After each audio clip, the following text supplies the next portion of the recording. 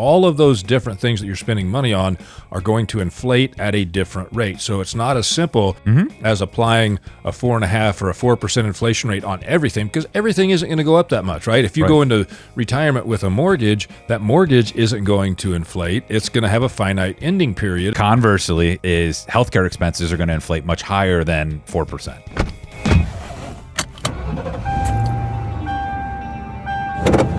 Starting your route to retirement.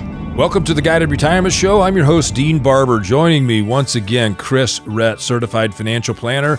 Today, we count down the top 10 questions that you should be asking yourself as you approach retirement. Please enjoy my conversation with Chris Rett, certified financial planner. All right, Chris Rett, certified financial planner, back for another episode of the Guided Retirement Show. Thanks for being here. Thanks for having me, Dean. So we're going to do something fun today, and this is for all the people out there that are thinking about retiring within the next, call it 3 to 5 years. Sure. Right? And these are things you should be thinking about before you get to retirement. And so we're going to cover the 10 questions that everybody should be asking themselves before they retire. We're going to start at number 10, and we're going to work our way down to number 1. Yep. Let's get into it. So number 10, Dean, you know, this is a question somebody that's getting ready to retire should ask themselves is, when should I start Social Security? Or when should we, if they're married, start Social Security? Yeah, that's a huge one, Chris, because most people don't understand that the average couple at age 62 will have north of 600 different iterations on how they can claim their Social Security. Yep. And the difference between the best Social Security claiming strategy and the worst can oftentimes result in an additional $100,000 or more of additional Social Security income over the life expectancy of that couple. And so it's a huge decision, but it's not one that can be made in a vacuum, because Social Security is taxed different than any other asset or form of income in retirement. And Social Security can also cause other assets that might not have already been taxable to become taxable. So there's a tax puzzle to when you claim Social Security as well. It's not as simple as doing a break-even analysis. No, and I always joke with clients too, and I know that you know that it's based on something that nobody really knows the answer to, and that's when's the sand going to run out of the metaphorical hourglass, right? When is our time when are we going to pass away? And I know that's a major decision, because if somebody's looking at the break-even, say, I'm not going to make the break-even, the argument for taking it early, but it's a joint decision. If you're married, it's not a me decision and a you decision. Correct. It's an us decision, right? And it's how the spouses claim together where the magic really happens. You bring up a great point. If one spouse is significantly younger or in better health, I mean, that the argument for delaying makes sense too in that department. So you're absolutely right. The thing is, it's not the same answer for everybody. So correct. People can't just ask your neighbor, well, how'd you do it? Or ask your friend, how'd you do it? That's a great point. Yeah. That's a really great point. Okay, moving on to number 9. What types of insurances should somebody consider in retirement? So insurance in retirement is really about a couple of things. So first of all, I like to say this: nobody ever goes and buys an insurance policy, and as soon as they get that insurance policy, they go, man, I can't wait till I file a claim. Sure. Right? Yeah. You buy an insurance policy hoping that you don't have to file a claim, but you want that protection there in the event that you do have to file a claim. Yeah. So obviously health insurance is going to be one that's got to be there, right? Sure. A Medicare supplement or a Medicare Advantage plan on top of your Medicare. Yep. You also should consider, obviously, you get your property casualty insurances, Yep. all those types of things. But life insurance is one that needs to be considered and ask the question, should this be carried into retirement? Because if one spouse passes away, immediately that surviving spouse the next year is going to be in a higher tax bracket because they're going to be a single filer. And so you have to do an analysis and say, okay, what happens if one spouse passes away? Is the surviving spouse going to be okay? Are they going to be able to continue to live the way they want to live? And the reason I like life insurance is because there's so many policies out there today that have what's called a critical care rider on it. So if you happen to need long-term care, you can actually access that death benefit from the life insurance policy while you're alive and needing the long-term care, and that comes out tax-free to pay for long-term care. So that can also help protect the surviving spouse. Or in an instance, too, say somebody has a permanent life insurance that they bought 20 years ago with favorable rating, and they don't have long-term care. Maybe it's too late, or maybe they find themselves in a situation. We've seen a lot of times where you spend down assets that you have and then replace them with death benefit on life insurance. Absolutely. And the other reason that people should consider life insurance in retirement is to use it as leverage to enhance what they want to leave to the next generation. So let's say, for an example, that somebody has a net worth of $3 million. They've got 3 kids. They want to make sure that as they spend in retirement, each one of their kids still get $1 million. Well, if you can go out and buy a $3 million life insurance policy, knowing that that's going to go tax-free to each one of the 3 kids, that gives you permission to spend way more in retirement because you can spend down those assets and your kids are still going to get the $3 million. So there's a lot of different ways that insurance can be utilized in retirement. And it takes a good certified financial planner to really uncover those things and point those things out to individuals. No, that's great. I mean, we go back to this again. It starts with the plan, and part of that plan is if there's legacy goals or healthcare concerns, is that are you over or are you underinsured in that department? Nope. Right. Makes sense. Okay, moving on. And we talked a little bit about it, but number 8 would be what healthcare and other unexpected costs can I expect in retirement? And ... how do you plan for them? Okay, so one of the number one mistakes that I see when people are trying to create their spending plan for retirement is they tend to think in terms of a monthly amount. And so let's just say, for an example, somebody says, I need $7,000 a month to spend, and that's going to allow me to do what I want to do. You have to go further than that, and you have to break that down. You have to talk about how often are you going to replace vehicles? How often are you going to have to do maintenance on your home? Are you ever going to downsize? And I say downsize in a home, but think about this. If you downsize and you go to something where maintenance is provided and things like that, you may be in a smaller location, but it likely is going to cost more money. You need to plan for that. You need to plan for expenses for vacations. You need to actually have a plan for, if you have children, what happens if one of those children may need some help, right? You need to kind of think about that. I think there's all kinds of those unexpected things that people don't plan for because they try to oversimplify and get just a flat dollar amount on a monthly basis. And they say, well, we can live on this, right, honey? Well, maybe you can, but does that account for all of the unexpected expenses? No, and as planners, what we find ourselves constantly in these meetings is planning for the worst and hoping for the best, when you're exactly right. A very, very common mistake that I see somebody coming in is that they don't plan for this, or they don't put as high a degree or probability that something unexpected happens, and it happens all the time. It does, and if you have grandchildren when you retire, do you want to be able to help fund college education? If you don't have grandchildren yet, but you think you will in the future, do you want to put that in the plan for a potential future expense? No, and I think a great way to plan for this, even if you can't possibly think of anything that you mentioned there, build a buffer, $5,000 or $10,000 a year of buffer to say, hey, this is just kind of a rainy day expense, and if I don't use it, then it just gets added to the next year or rolls over to the next year. Absolutely. Okay. Great. Okay. Number 7, and this applies more recently than in the past, is how do I plan for inflation and other uncertain economic changes? Okay, so you're going to go right back to what we just talked about, and when you create that spending plan, you're going to itemize out what you're spending on. Right? How much is food? How much is energy? How much is healthcare? How much is vacations? How much is fun stuff? Right? And you're going to want to itemize those things out. And how much of that money is getting spent on those different things? Because all of those different things that you're spending money on are going to inflate at a different rate. So it's not as simple as applying a 4.5% or a 4% inflation rate on everything, because everything isn't going to go up that much, right? If you go into retirement with a mortgage, that mortgage isn't going to inflate. It's going to have a finite ending period, and so you need to plan for that.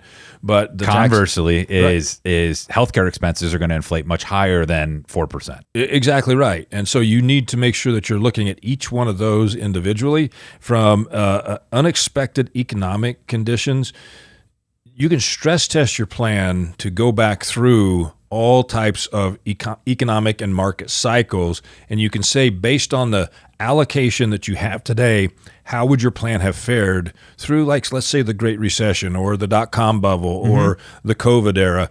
How would your plan have fared? And if it fares the way that you want it to, then chances are you don't need to make any changes with your allocation. But if you don't like the outcome, or the outcome potentially destroys your plan, then you need to find the optimum allocation that will allow that plan to go through all of those economic cycles with a high degree of confidence that those cycles can come and go, and your plan and your spending and everything else is going to be fine. No, and to comment on that too, you're exactly right. And we stress test all of those things and a 4% inflation. And 4% is probably for general expenses. Again, we talked about healthcare. 4% is probably overkill, but that's why we do that. But I'd rather have more than I need than not have enough. Absolutely. Because let's say that this continues, inflation is unable to be curbed. That's something that you want to have that built in. We find it gives clients and prospects a great peace of mind. Absolutely. Okay. Number 6, this is an important one that often gets overlooked, is when is the last time that I reviewed my estate plan, and do I need to update beneficiaries? Again, this is something that a pre-retiree should be asking themselves. Absolutely. Look, you have to think about this. For an estate plan, most people think an estate plan is for when you die, right? A real estate plan is for both incapacity and death. If you're in a situation where you can no longer make financial decisions, you need an estate plan that says, here's how I want my financial affairs carried out. And the same thing when you pass the money to the next generation, you need an estate plan that can effectively do that so that you don't have fighting amongst children. You don't have any ambiguity of who gets what and why.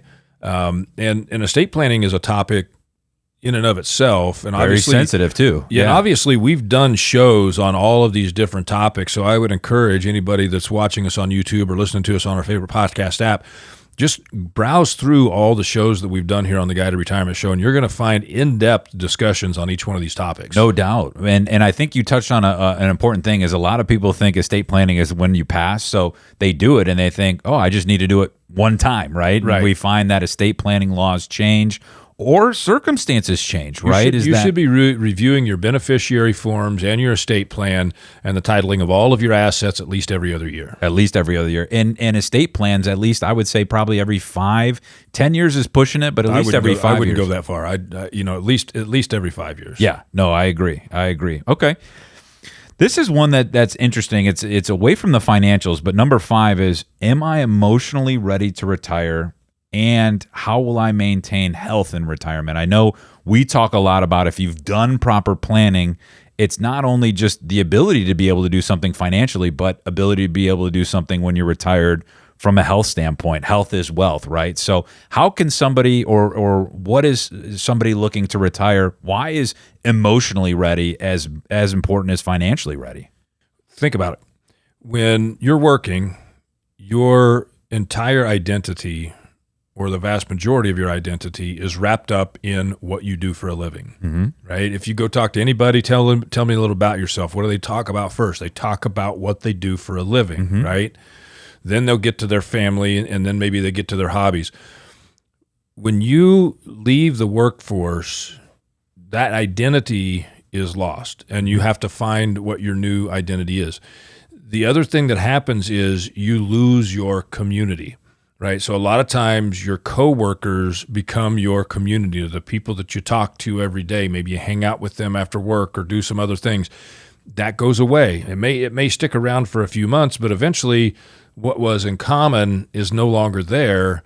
And so you have to really, in my opinion, you really have to think through, who am I going to be and what am I going to do once I no longer have to work? No, those are very important. Another thing that I see too is structure, right? Is that we're used to getting up Monday, 5, 6, 7 o'clock, whatever time you wake up. And that first, we see it all the time, is those that aren't perhaps emotionally ready to retire, or maybe they retired sooner than expected, is that every day is a Saturday, which is fine for the first couple of months, but they come in for maybe a 6-month or their first annual review and they're kind of bored. Yeah. You got to have something to do. Yeah, no, I completely agree. Okay, great. Number 4, we talk about this one quite extensively, but still important if you haven't looked at it, is, how do I account for / plan for taxes in retirement? So I always say this, that as long as you live in the United States and you either have money or make money, taxes are going to be a fact of your life. But the fact of the matter is that you can actually control taxes in retirement unlike any other time of your life, because you're going to have income coming from Social Security. Perhaps there's a pension or rental income. You're going to have dividends and interest from taxable accounts. You're going to have distributions from IRAs. Maybe you've got Roth IRA money. All of those different types of income have different tax implications. And so what you have to do is you have to understand how all those work together. Yeah. Right. So if people don't understand how Social Security is taxed, they could wind up paying far more tax on their Social Security than what they absolutely have to. So I call it income sourcing. Mm-hmm. So it's you typically, most people will have 3 buckets of money at which they can draw from. And if you count Social Security or pension, that becomes your 4th bucket. You got your taxable bucket. It's the money that has already been taxed. It's generally generating some sort of taxable income, dividends, or interest. Mm-hmm. You've got Cap your gains, capital gains. You got your tax deferred bucket, which is your traditional 401k, traditional IRA. Every dollar that comes out of there is taxes. That's all taxes ordinary income. And then you got your 3rd bucket, which is your tax-exempt bucket, and that tax-exempt bucket can be Roth IRA, Roth 401k, tax-exempt bonds, which are attractive now for the first time in almost 2 decades. Yep. And so you got to look at, okay, how much should I pull from each one of these buckets to keep my tax bill down as low as possible? So the objective in retirement, not only now, but also in the future. The objective in retirement is not to pay as little tax as possible in a single year. The objective is to pay as little tax as possible over a lifetime. And so we think it's really critical that once the certified financial planner does the financial plan, we bring in one of our CPAs to look at that plan from a tax perspective and create the distribution strategy, looking at it saying, how do we pay as little tax as possible over a lifetime? That's how you plan for it. Nope. I like that. And that feeds into number 2 is, well, I guess the distribution strategy is one that gets often overlooked. But number 2 is, and we see this one a lot too, is what is my lifestyle going to be in retirement, and how do I know if I have enough saved? Yeah. So again, you go to what we talked about early on, and we talked about creating that spending budget. What am I going to spend money on? Then you measure all of the resources. You look at the current asset allocation of all those resources, and you do historical tests. And you say, if I had my money allocated like this over the last 15 years, over the last 20 years, maybe even if I started in the early 1970s and I went through the lost decade, or I started in 2000 and I went through the lost decade because of the dot-com bubble and the Great Recession all hitting there at the same time, do I have enough? And if the answer, your current allocation is no, then you have to start looking at, was there a way through those periods with the right kind of asset allocation to actually get me through there? If the answer still is no, then you have to start making trade-offs.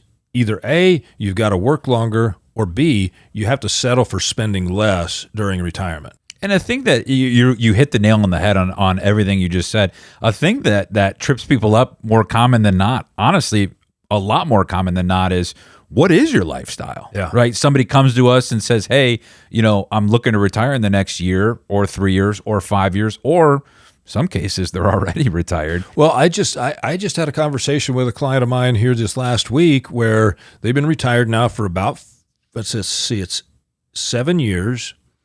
They were fortunate enough to have a very nice pension and 2 Social Securities. Mm-hmm. And they retired with about $1.2 million, right? So not uber wealthy, but not broke either, right? Yeah. And they've been doing a lot of things, and I reviewed with them. I'm like, look, you guys have been spending some money out of this account, but it's over $2 million now. Mm-hmm. You need to spend more money. Sure. Right? You need to take more vacations. You need to do things for your kids, do things for your grandkids. This thing's just going to continue to get bigger and bigger and bigger. You told me you wanted to be able to enjoy what you had saved, and so I'm giving you permission to go spend some more. Yeah, no, and I get asked this a lot. It's not meant to be a slap on the wrist. And in fact, it's quite the opposite. Like you said, it's creating freedom to spend your own money, right? Is that we grow up and we save and we save and we save, and it's kind of, you just kind of get habitual with it. And here's the thing. This kind of goes back to, how do I know if I have enough? Well, most people that we talk to have had enough for a few years, right? and they're shocked when they sit down and we go through the intense analysis and the planning process, and they're like, "You mean I could have retired 3 years ago?" Yep. Yes, you could have. And like, what am I doing, right? And so I think this is why this needs to be asked. That's why I said 3 to 5 years before you plan to retire, start asking these questions. Well, and I think too, if you're sitting down with the right planner, is paint the dream. Right. Yeah. Is like you said, is that I and another advisor sat down this very week and said, hey, somebody wanted to take a trip and they really spoiled themselves on an Alaskan cruise. And we said, would you like to do that every year if you could? Now, we don't know if you can yet, but would you like to do that if you could? And she goes, no, I really spoiled myself. And we said, why don't we just, for the sake of argument, look at seeing if you can do that? Would that create peace of mind for you? And just the exhale is really, really something, is that a lot of people think that they can't, when you're exactly right, is that maybe they can. Yeah. Okay. And more often than not, people look, the people that are serious, that have saved to get to retirement and to get that peace of mind and the comfort that they're there, they've typically oversaved, right? Because they're more conservative. Yeah. And so they need, and you went back to the emotional mindset of, what's my identity and all that. Well, there's also an emotional mindset when it comes to spending as opposed to saving, because if you got somebody that's accumulated a good amount of money, they've been used to saving, and now all of a sudden they're saying, no, I'm going to spend this. I don't know if I want to do that. I don't know if I can touch that. Right. Yep. It's the eating your cake and having it too, right? That we show that you can eat your cake, but you can have some left over too. Absolutely. Okay. Last one is a little bit intriguing, and one that I think not a lot of people focus on, is, what do you want your legacy to be? Yeah. And I think when you talk about legacy, I always ask the question, is it a living legacy or is it a financial legacy when you're no longer here? Right. And what I mean by that is, how many times have you seen the adult children of somebody that passed away, people that pass away in their late 70s to late 80s, even into the early 90s, the adult children are in their 60s, right? And they look at this amount of money that mom and dad had left over, and they say, I had no idea they had that much. I wish they would have enjoyed it. That they scrimped and saved, and they didn't do things. They could have done all kinds of things, right? So when I say a living legacy, I mean understanding if you can do things with and for your children and your grandchildren. An example, I have a client who's a widow, and she comes to me and she says, Dean, she goes, I don't know how much longer I have left. Maybe it's 10 years, maybe it's 15 years, but I really want to create some memories for my kids and my grandkids. And so I said, well, what do you want to do? And she said, I'd love to be able to take all of them on a vacation once a year, and just so that we're all together, right? Because you know how hectic holidays and things like that get. Let's create something, and that's a living legacy, right? Oh, yeah. So we built that into her plan, and so now that's what she does. They plan their vacations 2 years in advance so that all the kids and all the grandkids can plan their vacations around that, because she's paying for everything. Absolutely. Yeah. Right? That's a living legacy. Now, that's a living legacy. We call that passing it with warm hands instead of cold hands. Right. Right. And I think if you're in that situation and you ask your kids and your grandkids, would you rather get cash at the end, or would you rather we do things as a family and build some real memories? Most of those kids and grandkids are going to say, let's build memories. Absolutely. No. I completely agree. And I think it's one of those that often get overlooked. Again, going back to spending more and taking more vacations is just proper planning. But we see so much excitement when it comes to, clients building that into their plan and creating those lasting memories while they're alive. I want to talk a little bit about too, is some of those that maybe if they're listening and they're single or they don't have a family, what kind of legacy they want to live. Whether it's some charitable organization that they're passionate about. Is that we get some of these all the time too, is that, hey, I'm not married, I don't have kids, or me and my spouse, we don't have children. What kind of legacy can we leave? Right. Well, I got a great story on that one too. Just saw this client here a couple of days ago. Her and her husband never had kids, but her sister is not necessarily that financially well off, and her nieces and nephews aren't necessarily that financially well off. And so we created in their plan, let's help the nieces and nephews. Let's help the sister, right? So, and again, they could not help now while they're alive and see these people be able to live a better life and get some joy out of watching that, and just leave a lot more money at the end. But they decided that they would rather see them be able to enjoy it and change their lives now. Yeah, and enjoy it with them. Absolutely. No, I think that's all. I think that's all powerful stuff, Dean. Sorry about that. This is all about financial planning, and people think that financial planning, or they think, okay, I'm a CFP or whatever, that it's all about the investment. It's not.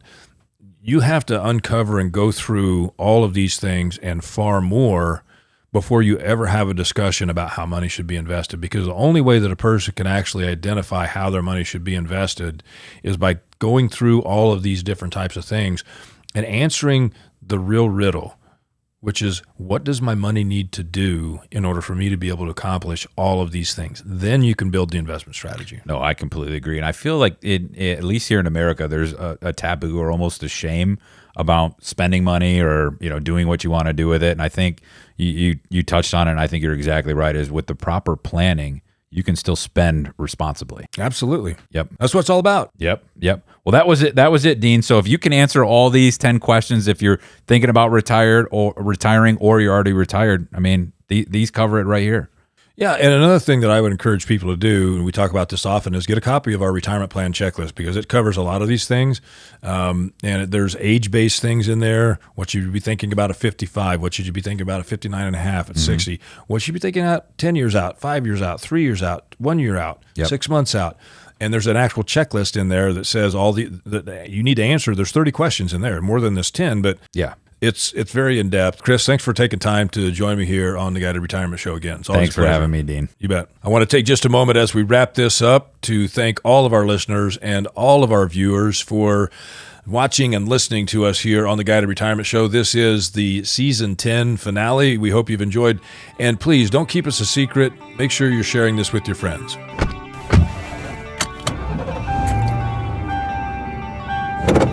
Starting your route to retirement. Thanks for watching. Subscribe here to get the latest from the show. Also, be sure to leave a comment and share this episode with your friends. Investment advisory services offered through Modern Wealth Management, LLC, an SEC-registered investment advisor.